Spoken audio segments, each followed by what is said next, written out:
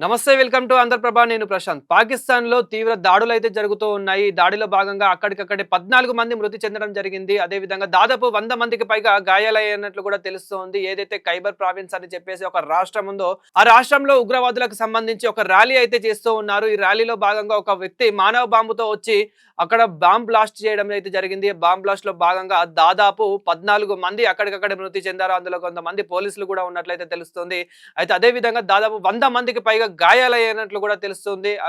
అందులో కూడా చాలా మందికి పోలీసులు కూడా ఉన్నట్లయితే తెలుస్తుంది. ఇప్పుడు వాళ్ళు ఆసుపత్రిలో చికిత్స పొందుతున్నట్లు కూడా తెలుస్తుంది. అయితే ఎందుకు మరి దాడులు జరిగాయి? ఎందుకు ఇంత దాడులు జరుగుతున్నాయనంటే గనక అక్కడ ఏదైతే ఖైబర్ ప్రావిన్స్ ఏదైతే ఉందో అది ఆఫ్ఘనిస్తాన్‌కి చెందిందని చెప్పేసి వాళ్ళు అక్కడ చాలా గొడవలైతే చేస్తున్న పరిస్థితి కనిపిస్తుంది. అయితే ఈ గొడవల భాగంగా కూడా ఇది వాళ్ళే చేస్తారని చెప్పేసి కూడా వాళ్ళైతే అనుమానిస్తూ ఉన్నారు. అదే విధంగా ఇప్పటికే పీఓకేలో ఏ విధంగా దాడులు జరుగుతున్నాయి అనేది కూడా మనం చూసాము.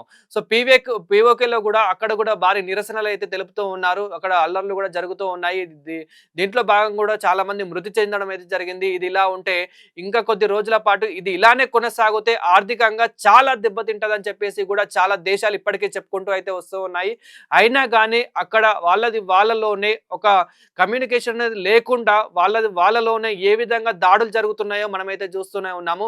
ఈ దాడులు ఇప్పటివని కాదు, దాదాపు చాలా సంవత్సరాల నుంచి ఆ పీఓకేలో కానివ్వండి, ఇటు పక్కన ఖైబర్ ప్రావిన్స్‌లో కానివ్వండి, ఒక పక్కన ఆఫ్ఘనిస్తాన్, ఒక పక్కన ఏదైతే కొన్ని రాష్ట్రాలు ఉన్నాయో, ఆ రాష్ట్రాల్లో ఎప్పుడు ఇలాంటి గొడవలు జరుగుతూనే ఉన్నాయి. అయితే ఇప్పుడు మళ్ళీ తీవ్ర గొడవలు జరుగుతున్నాయనే చెప్పుకోవాలి. ఈ వార్‌లో భాగంగా పాకిస్తాన్ వాళ్ళు చాలా మందైతే మృతి చెందుతూ ఉన్నారు.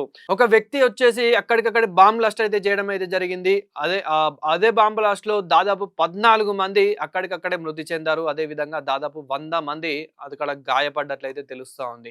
ఇక ఇది ఇలానే ఉంటే గనుక ఆర్థికంగా చాలా దెబ్బతింటుంది. అక్కడున్న ప్రజలకి కూడా చాలా ఇబ్బంది అని చెప్పేసి చాలా దేశాలు ఇప్పటికే చెప్తున్న పరిస్థితి అయితే కనిపిస్తుంది. అయినప్పటికీ పాకిస్తాన్ మాత్రం మారట్లేదు.